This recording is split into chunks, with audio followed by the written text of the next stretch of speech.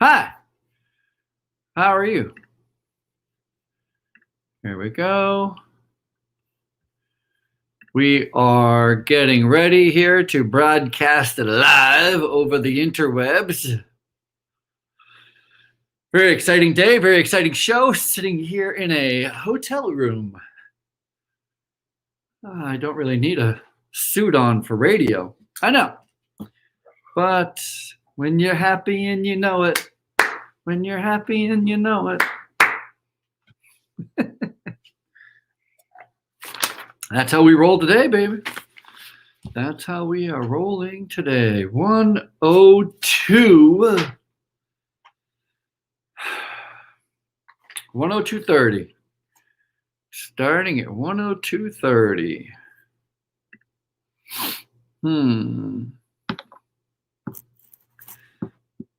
Let me see here. Everything looks good. Looks good. Looks good. Shutting everything else down. Nope. Resetting. Check with Bill. Bill seems good. Check with India. India says everything is good. All right, friends, if you're ready, I'm ready. There we go.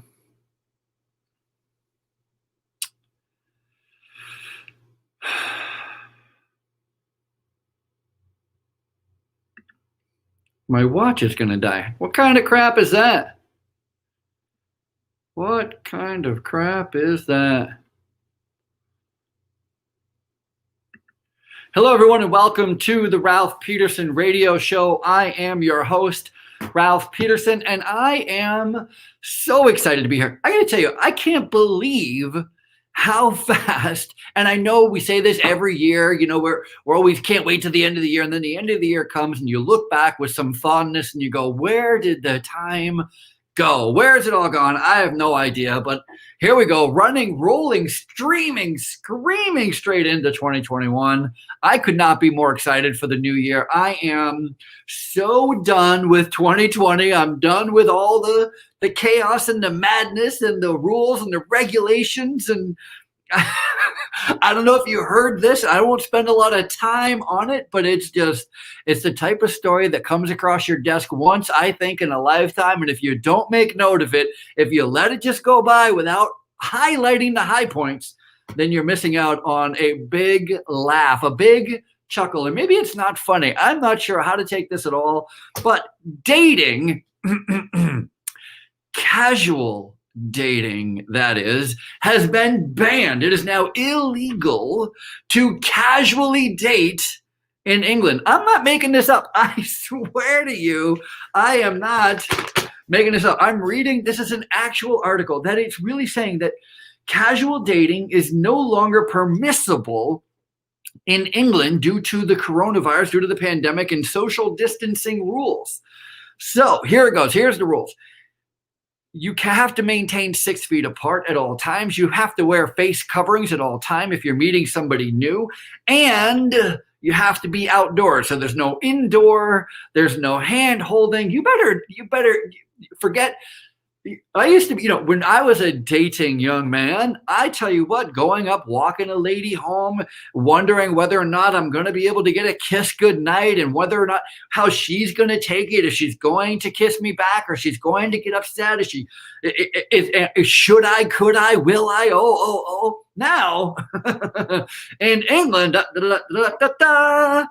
well, friends, everybody's watching you, and you had better not go in for a kiss goodnight. You had better not go in for a hug. You better not go in too close to this new person that you're just meeting and think for a second that you're going to get another date, and that other date is going to end up indoors in any sense of the word, because that is now illegal in the country of England. Oh, is it funny? Is it not funny? I'm not sure. I just couldn't listen, I don't know. It's the 15th of December, 2020. Welcome to the Ralph Peterson Radio Show.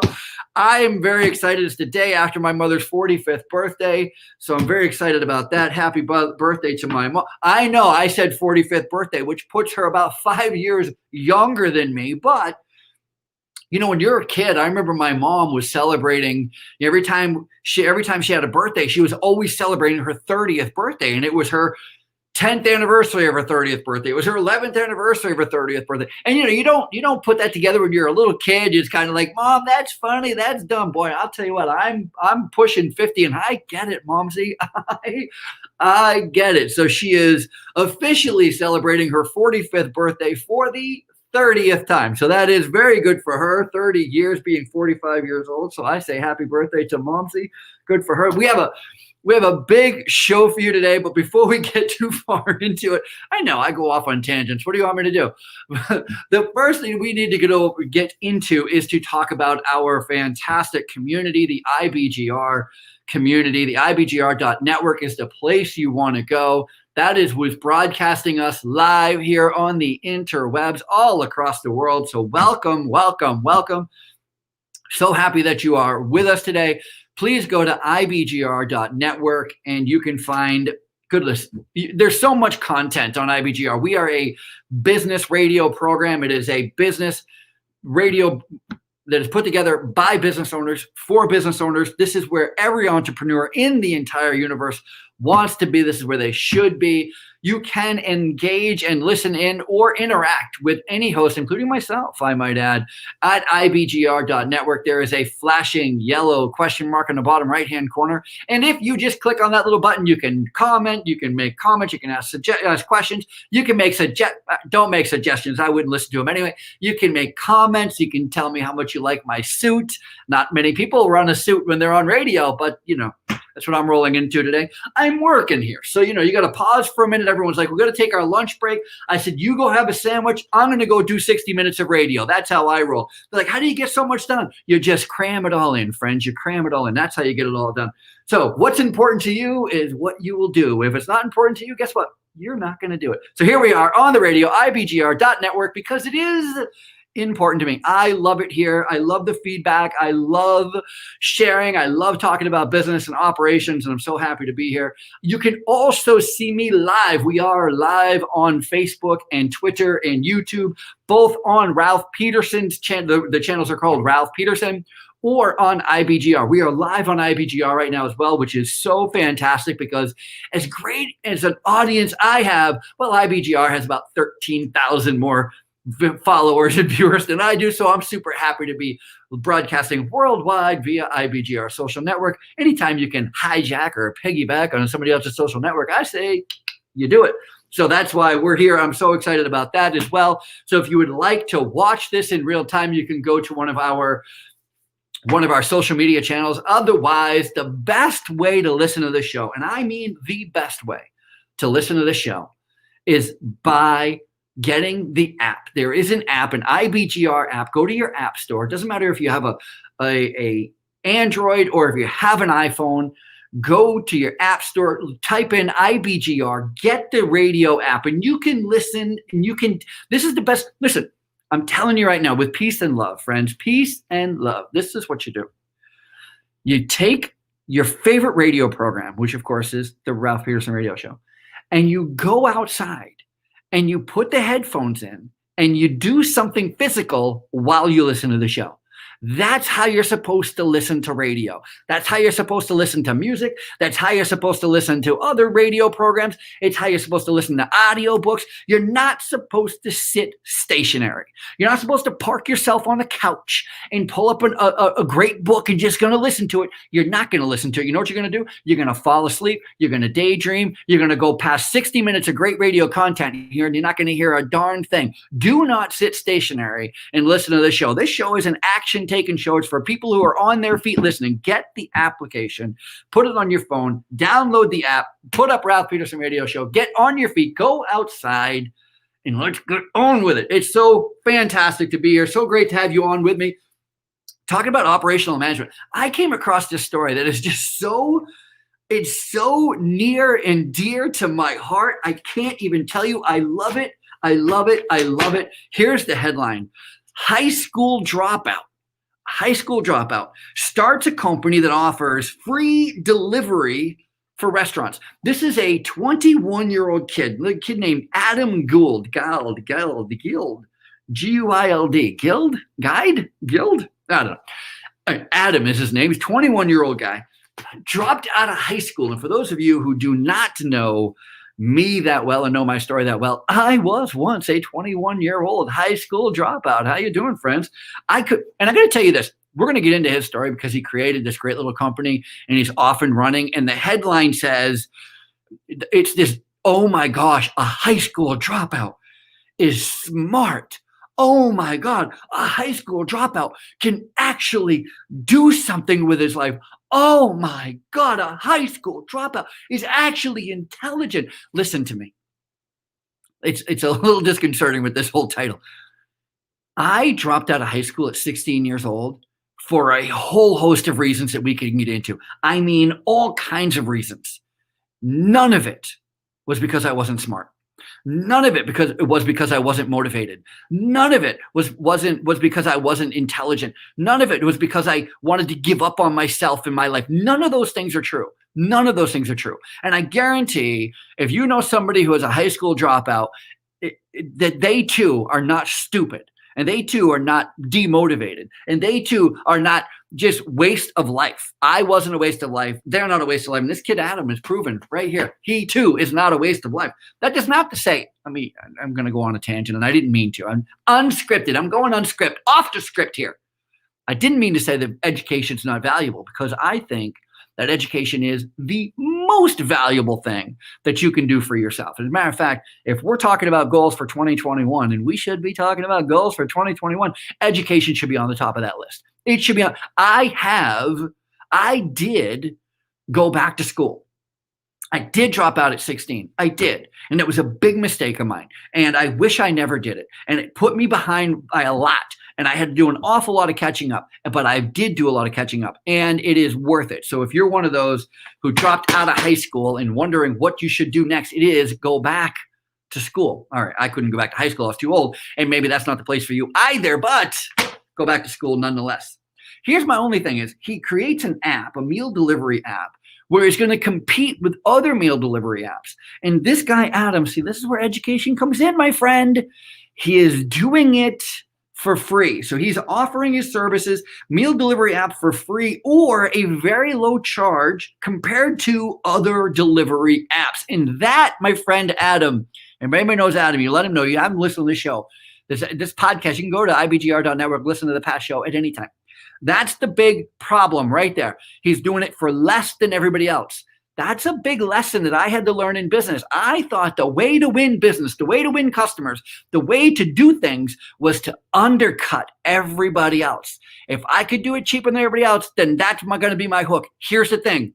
You should not be doing things cheaper than everybody else. You should instead be paying attention to the market, We'll get back into it right on the other side of this. Don't go anywhere.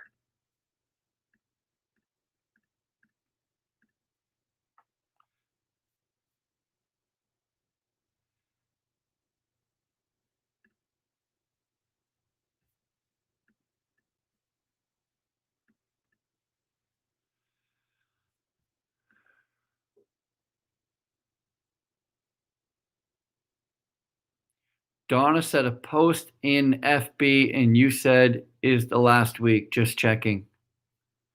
Oh,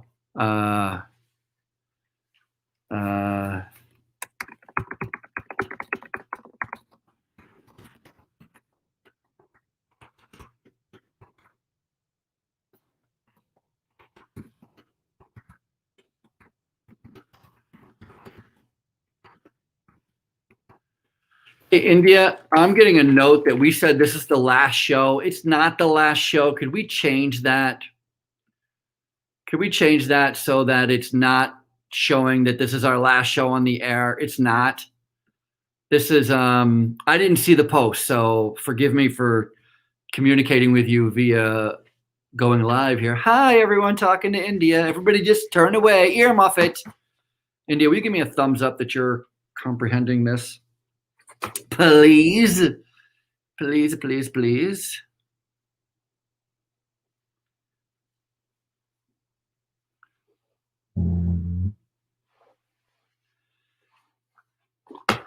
Not the last show, friends. You can't get rid of me that easy. How dare you? Not the last show. Not the last show. Got it. Changing it now. Thank you, India, so much. She is on it. Our bad. See, that's not just my bad. It's our bad. India and I. Our bad. Sorry. Making people nervous. No need, friends. 1:17:30 is the time we're going back in. It's one. Why are we always going back so late?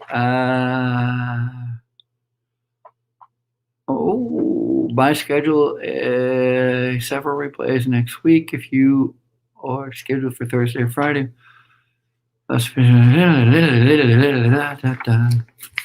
Okay. Okay.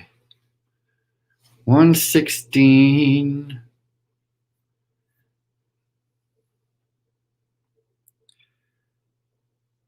Oh my. Oh my.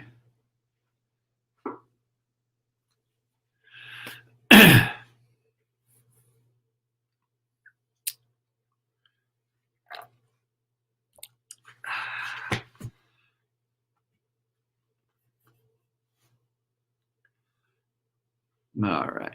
Here we go. We're going back in about 30 seconds. 30 seconds.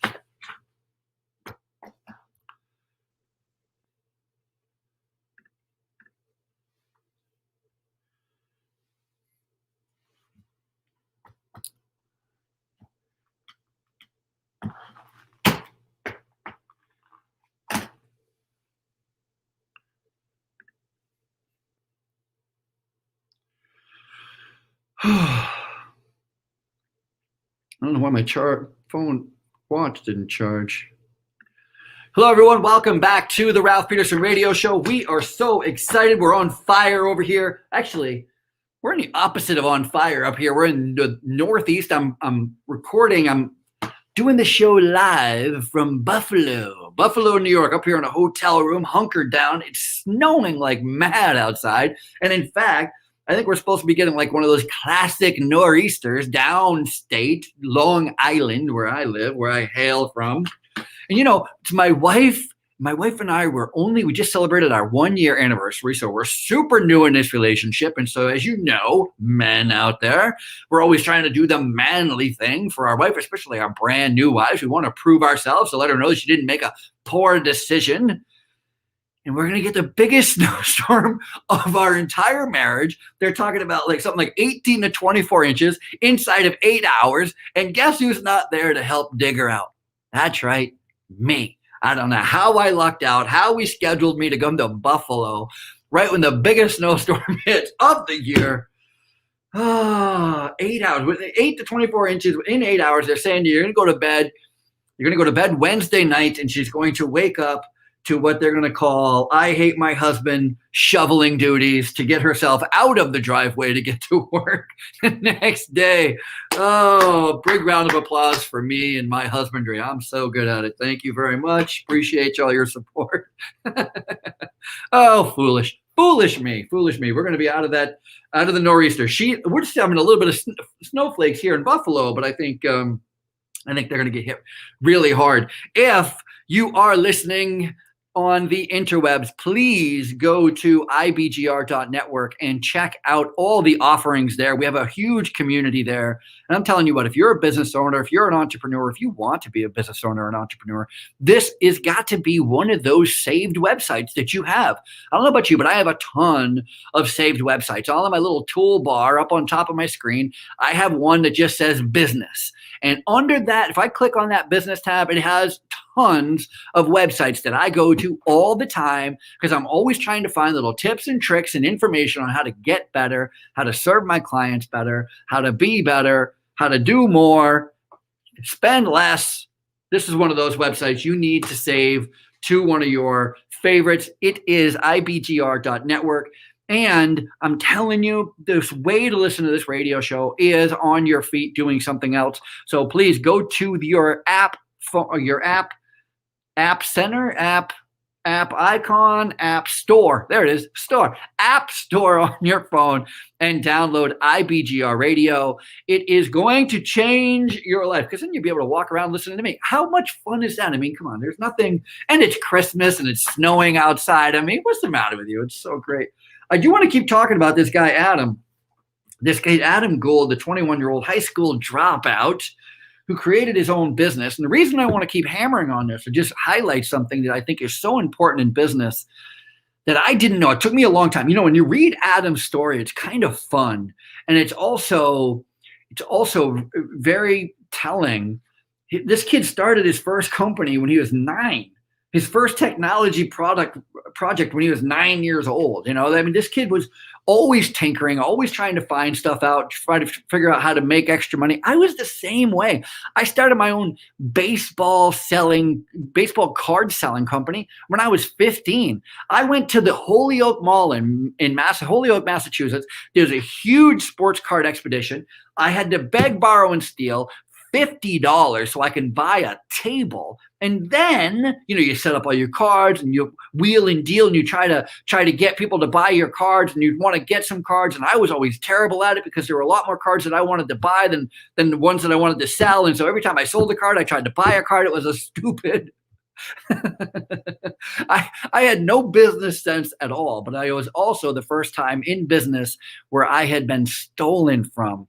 There was a big mad rush at my table, a lot of kids looking at cards. And before I could even figure out what was going on, half my cards were in those kids' pockets and they were walking from my table. And I remember just looking down at my table and all my cards, you know, like these huge gaping holes. I'm like, wait, what? And this other gentleman who was sitting beside me who had his own table. And he goes, it looks like you sold a lot of cards. And I didn't sell one.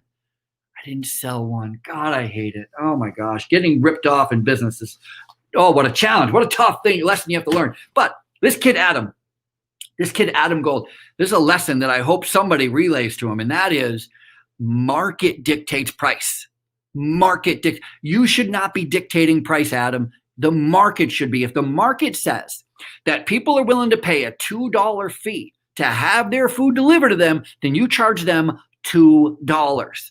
You don't undercut everybody, because all you're doing is undercutting the market, and undercutting the market's not going to serve the market at all, because less people are going to want to be in the market. It's a whole thing. And so I remember I had this economics professor talk about a pencil, and he said simply, what if you could make a pencil for pennies on the dollar, where everybody else is making pencils that cost 50 cents, and you find a way that you can manufacture a pencil for a penny? How much are you going to sell your pencil for? And I was like, well, I mean, I think that I'd sell my pencil for 10 cents, and I would totally undercut my competition because they're selling them for $1. And I mean, that's a no-brainer. Everybody would buy my pencil. And he was like, oh, young grasshopper, you have a lot to learn. And I certainly did. The answer is, you do better. You come up with new technologies, new ways to create more value. You come up with ways to build and provide services at a cheaper rate, but you still charge market.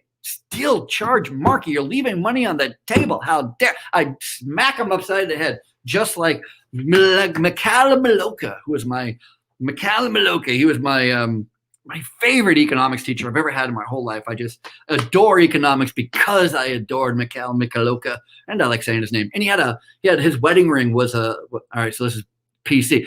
For those of you who are sensitive ear muffet, he had an ivory wedding ring. He was from Africa, so he had an ivory wedding ring. I thought it was kind of cool. Anyway, I recognize we don't want to kill elephants to make wedding rings. All right, I get it. So calm down. I didn't have the ring. Like, mine's metal. Okay.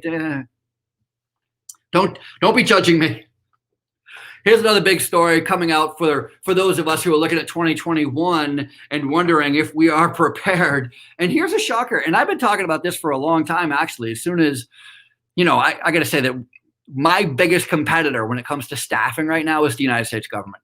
The United States government, hands down, can staff 10 times better than I can. They pay more than I do. They expect an awful lot less than I do. And there's a story out today. Actually, Fox Business News had just ran this story the other day, and it is millions of Americans could be in for a shock come April when they find out that their unemployment insurance, their unemployment claims do get taxed at the end of the year. As a matter of fact, they're saying 38% of respondents didn't even know that unemployment was taxable. It is. And 61% said they did not opt in. I guess you can. And I say I guess because I haven't collected unemployment in so long. Thank God, knock on wood. God knows I don't want to.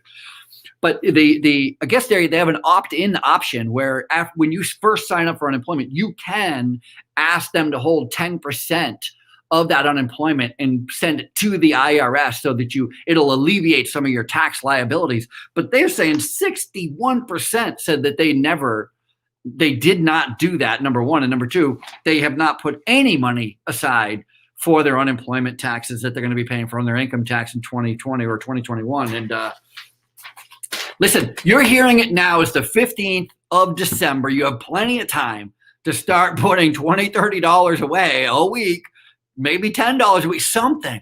Man, I'll tell you what, there's nothing more excruciatingly painful than going to your tax place whenever you go to do your tax. You always know that there's two different types of people who go do their taxes, right? There are those who do it in January, and those are what we call tax winners because they're so super excited that they're going to get a refund, whether it's $5 or $5,000. And then there's the rest of me. You know, when I do my taxes, I do my taxes on the 15th of April. And if I could push it off till the 16th, I would. If I could wait till the 18th, I would even do that. I always push it off because boy, the last few years, it has been a challenge. Me and taxes have been a challenge. And there is nothing worse. Take it from me. There is nothing worse than sitting there across the desk from somebody they're doing your taxes for you at the end of the month or the middle of April. And they're like, do you have $9,000 you can pay this bill on? No, I don't. Do you have a credit card? The IRS takes credit cards. Guess what, friends? The IRS takes credit cards, and the credit card company would absolutely love to have your interest payment to pay your tax payment. Hey, now it's a full circle. If you're not aware of that already, oh my God, there's a story out that a friend sent me a story, and I'm so glad I only got another minute and a half to talk about it because there's no reason I should be talking about this. The friend sent me a story and said, in the subject line, it said, "What say you?" And okay, so what say I? I looked at the story, got it here, printed it out, and here's the title. Your fat friends want you to start having conversations with fat people. Okay, so let me put this all together for you. The answer is no, they don't. No, they don't. Take it from me. I used to be the epitome of the fat friend. I used to be the person who everybody looked at with utter either disdain, like you either hated my guts because of how fat I was, or you felt completely sorry for me. Neither one of those, by the way, are helpful. I did not like either the dirty look or the compassionate look. If you could do me a favor, when I was really heavy, matter of fact, really it was heavy. I'm putting on weight. I got an injury. I think I've gained like 15 pounds in the last 5 weeks. I got an injury. My wife and I were running all the time. And we were working out. We were doing the run in the morning and working out in the afternoon. And stupid me got injured. And then 4 or 5 weeks of eating like I'm still running. Fat. Anyway, your fat friends do not want you to talk about how fat they are. It is so hard, so difficult. Take it from me. I would not steer you wrong. I was 350 pounds. And I, with peace and love, did not want to hear from my skinny friends telling me how, all you have to do is just eat a bowl of spaghetti. Yeah, okay, I do that. How dare you?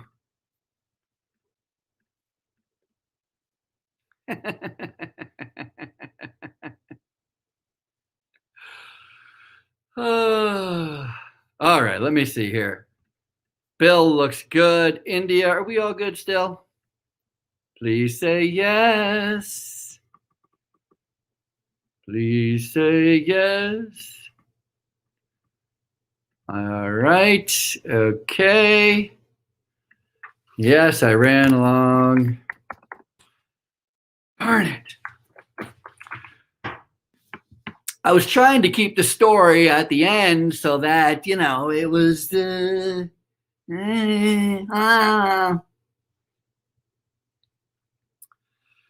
time is it? All right, we have a big stuff to go over. Oh, that's the high school dropout. Tax shock. Overweight people. No, Bill, it's not the snow in Buffalo that's making me late. It's my dumb. I can't stop talking. What do you want me to do? Sometimes I pause. All right, what are we going to? 132? 132.30. 132.30. I'm going to get this clock down. You watch. I'm going to get this clock down.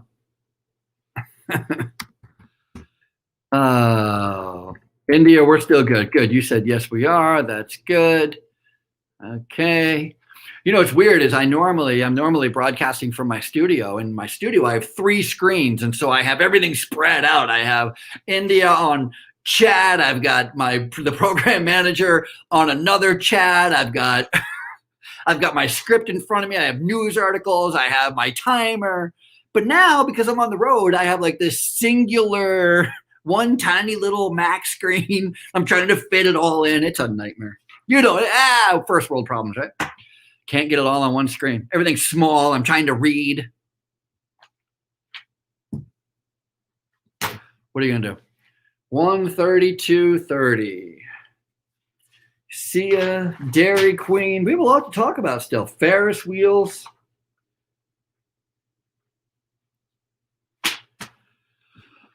All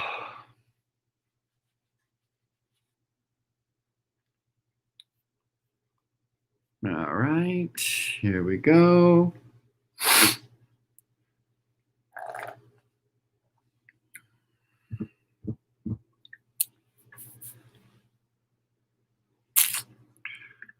Starting my timer a little early because God knows one of us can't be trusted with a clock.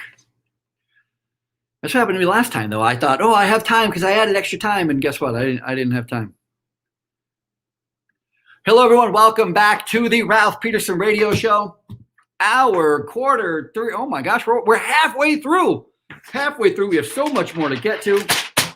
I gotta tell you, I work in long-term care, and over the last few weeks, December, January, the end of November, always the busiest time of the year for me, and it's because I work with the Quality Award Program, which is through the Malcolm Baldrige, through the American Healthcare Association. And this is the time of the year when everybody is just working super hard, trying to explain their processes and their systems, and they're trying to figure out how exactly to say what it is they need to be saying when it comes to how senior leaders lead, how they develop a strategy, how do they communicate and engage with their staff, how do they communicate and engage with their residents, their patients, their customer groups, how to identify their customer groups, how do they hire people.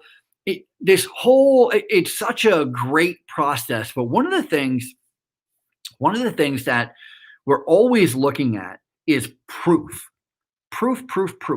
And so you always have to try to figure out, if you have a good business idea, what happens to most people? What happens to most people when they get a good business idea is they come up with an idea and they're like, oh my gosh, I have this great idea that everybody's going to absolutely love. And then they immediately start creating that idea.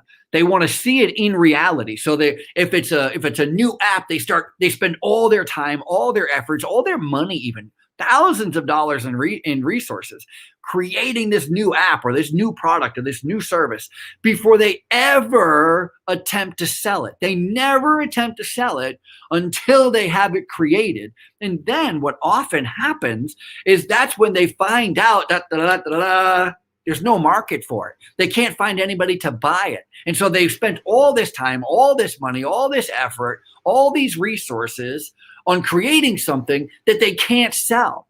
The best thing to do is doing it the other way, which is to sell the product, sell the idea, conceive it fully in your mind, and then go out and sell it before you create one single iota of it. Don't start creating anything until you have someone who is interested in buying it. If somebody says, that sounds really interesting, I'd like to see what that would look like. There you go. Start building a little framework around it. Start trying to figure out, what will it look like? What would they actually be physically getting? And that is how you start creating real value in business. And by the way, it's how you don't waste your own time and resources and energy. And when we're talking about operational management, which is the focus of this show, your time, your efforts, your resources, which could also be your employees' resources, and your money should be guarded like a jealous husband. We just don't let anybody take it from you. Don't let anybody stare at it too long. Don't let anybody get too close to it. You really need to guard it with your life. And I think that this is one of the funnest times of the year for me, because I learned so much, because I'm involved with so many people who are working on their applications for the bronze, the silver, and the gold awards, that they're literally like, hey, this is our communication worksheet. What do you think of this? And it shows like this whole system of how they get information, they share information. There's a feedback loop to where the information that they share, they can track to see who's listening to it, who's engaging with it, who's reading it or listening or consuming it, and then following up with those people, and those people who didn't get it, or they put it in a medium so that it wasn't listened to or read or shared. Then they go, okay, so this communication works really well for these people over here, but it apparently isn't working well at all for these people over here. So let's do two things. One, let's continue to communicate with these people in this manner because they're buying it, but let's change our communication mechanism with these people because they are not buying it. That, my friends, is operational effectiveness times 10. That is literally just getting down there and saying, okay, this is what our intention is. This is how we're trying to get a hold of our customer. This is how we're trying to communicate or engage. This is how we're trying to hire people.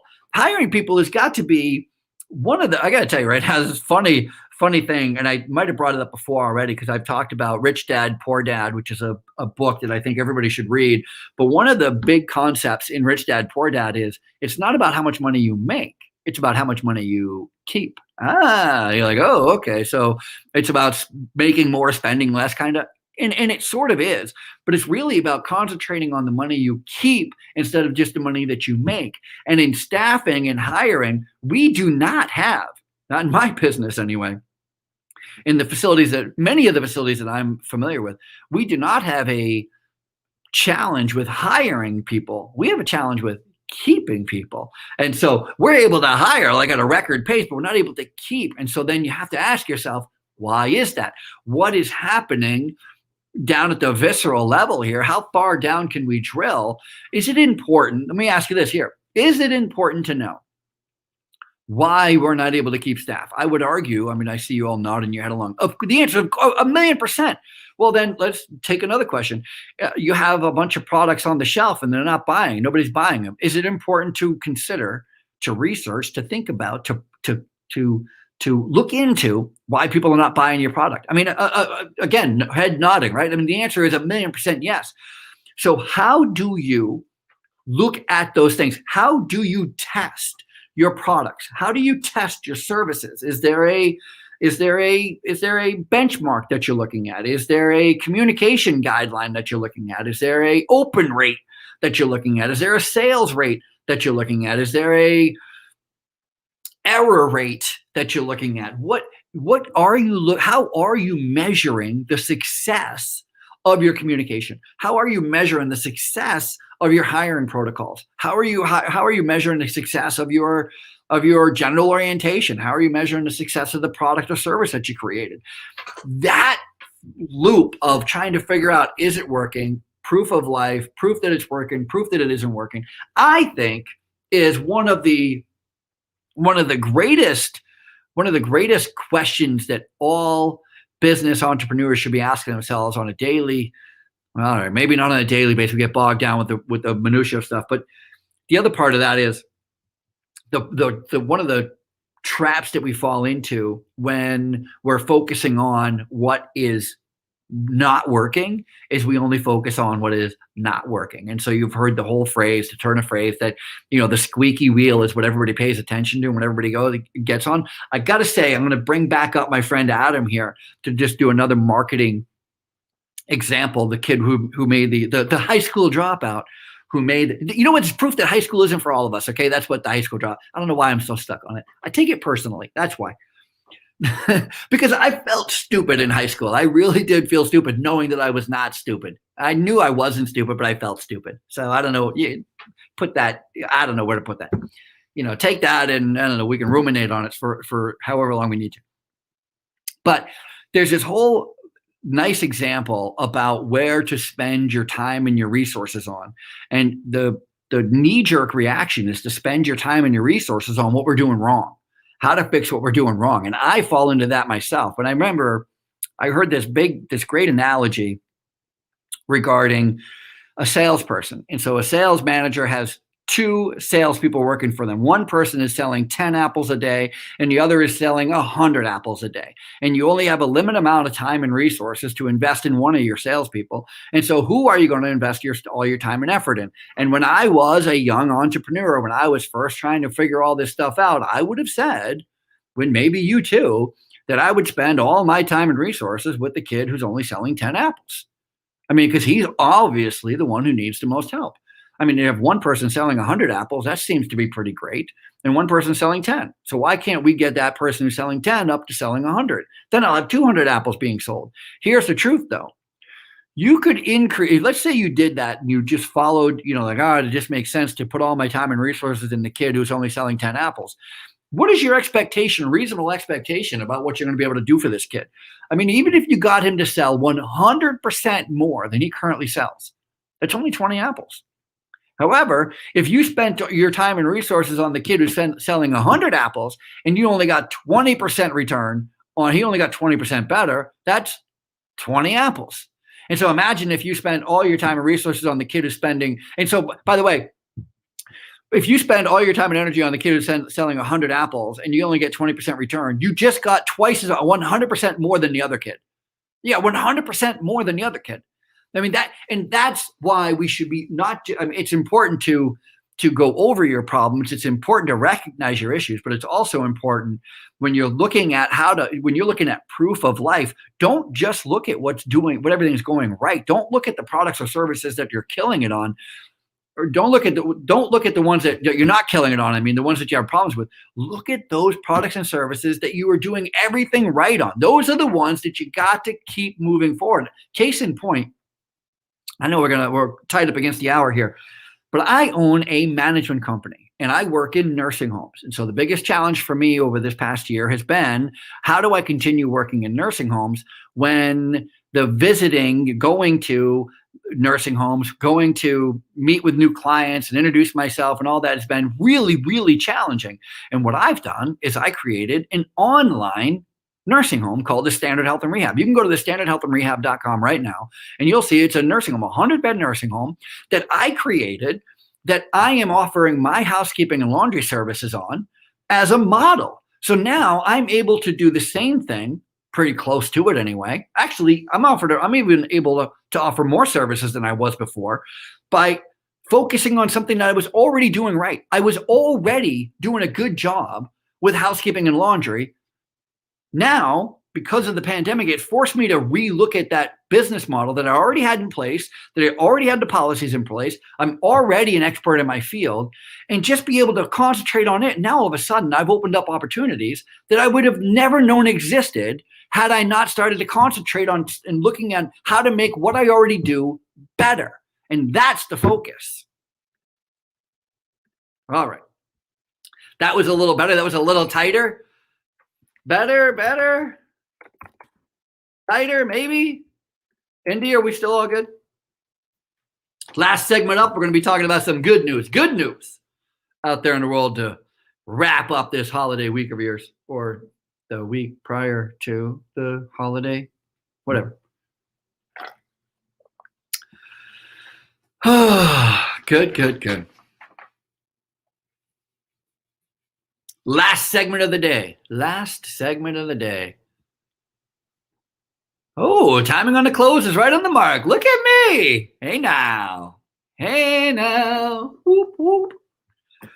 You wouldn't think timing would be such a big deal, but it is.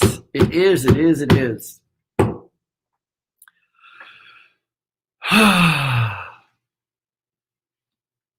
Good. Thank you, India.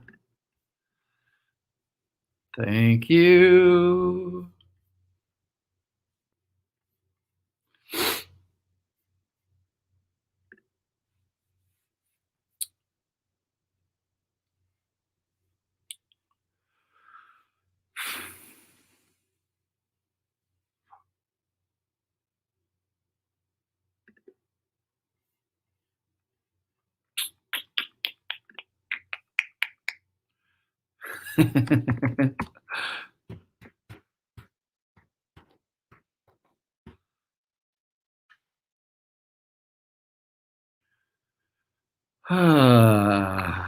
Okay.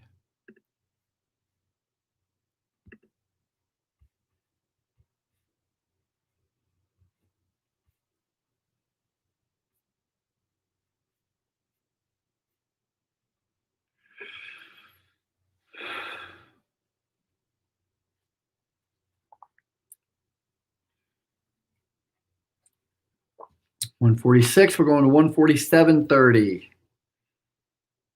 My watch is dying. I'm plugged in, I thought, all night. Poop on a stick. That's what I say.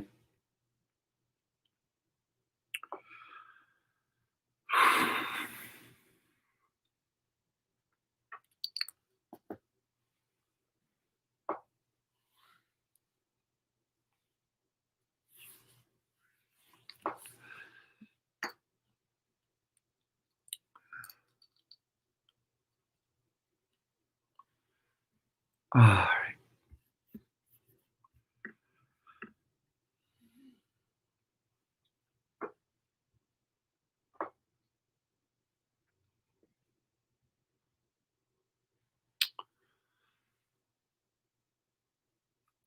Starting early again.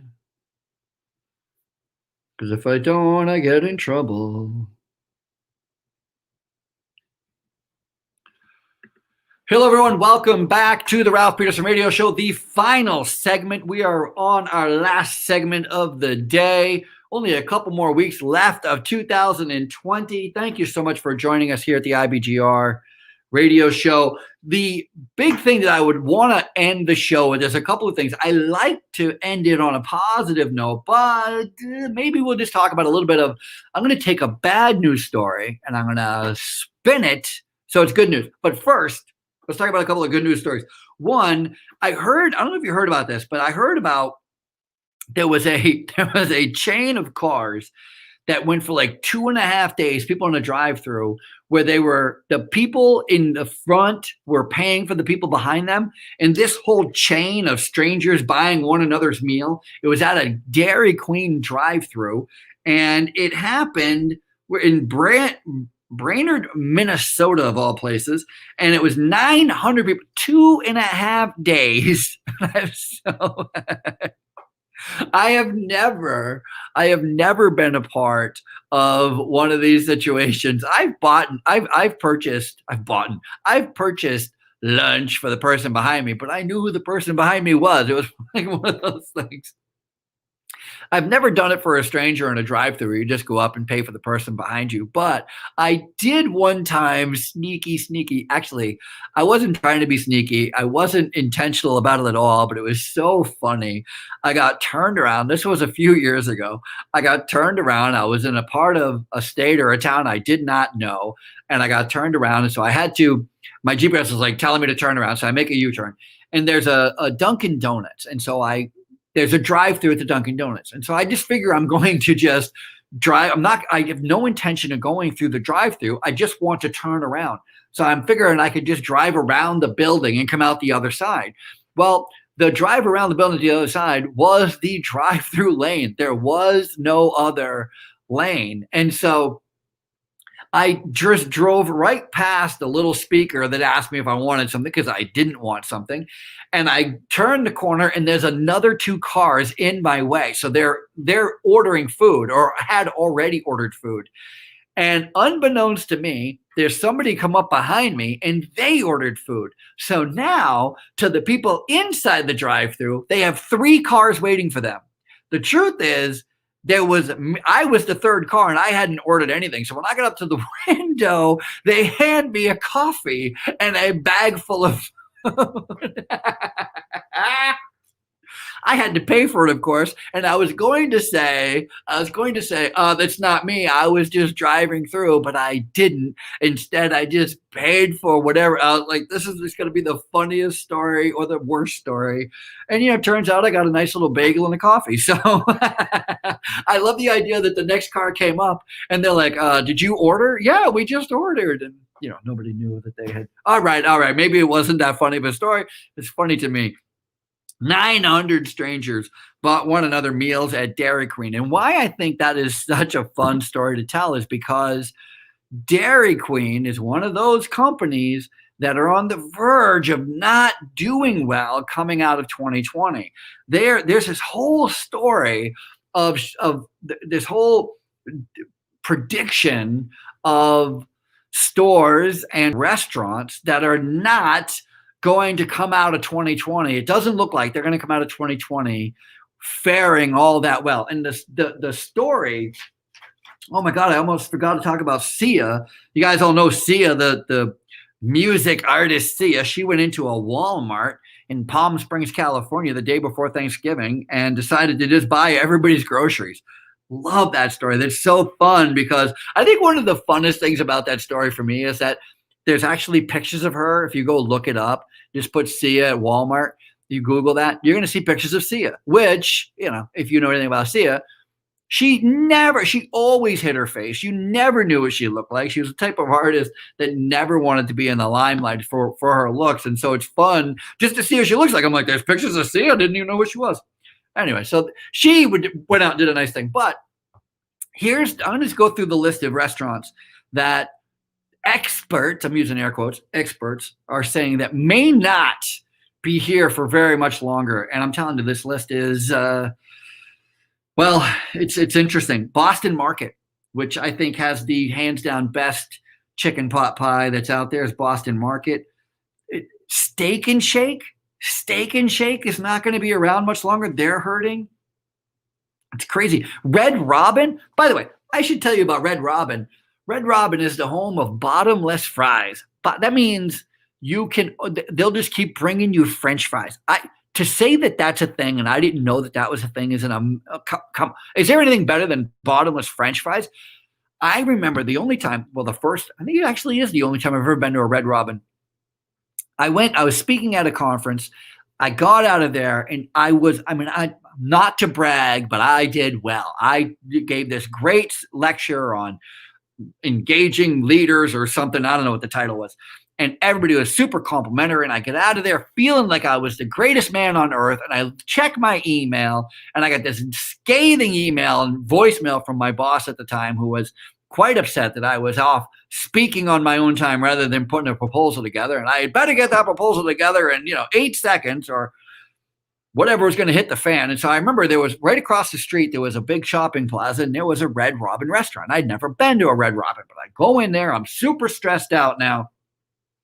Long story short, this lady took great care of me.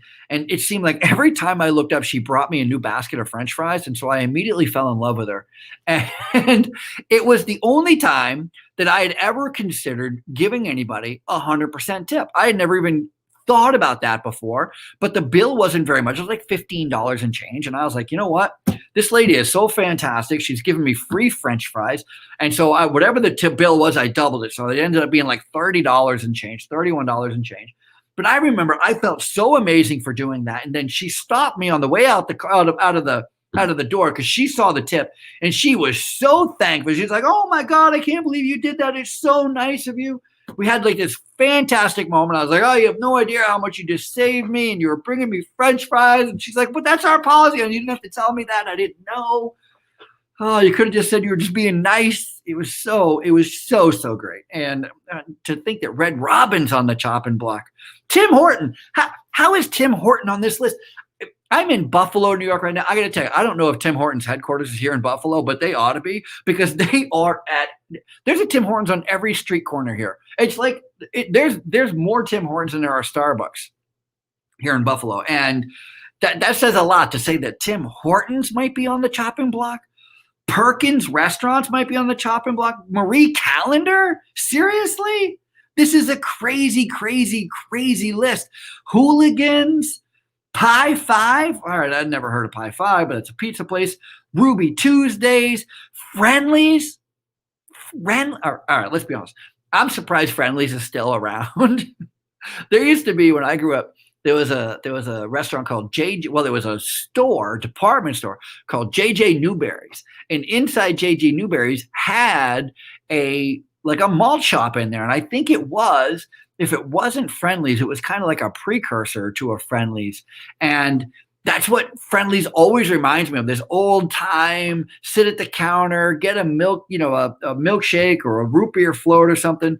So I'm not really all that surprised Friendlies is on the downturn. But Applebee's is on the list? How the heck is Applebee's on the list? Chili's?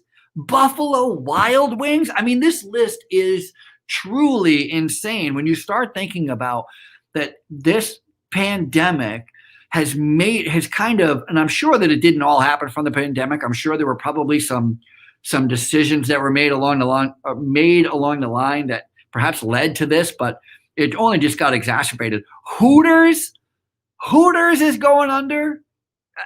Again, this is just a list. TGI Fridays. This is a list that these experts are saying that these are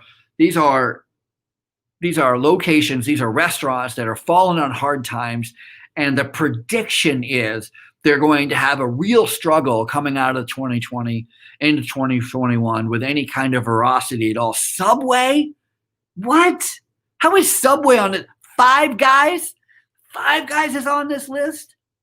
Outback Steakhouse. I mean, it's just Hometown Buffet, Bob Evans, Noodle Company. How is IHOP on this list? I mean, Joe's Crab Shack.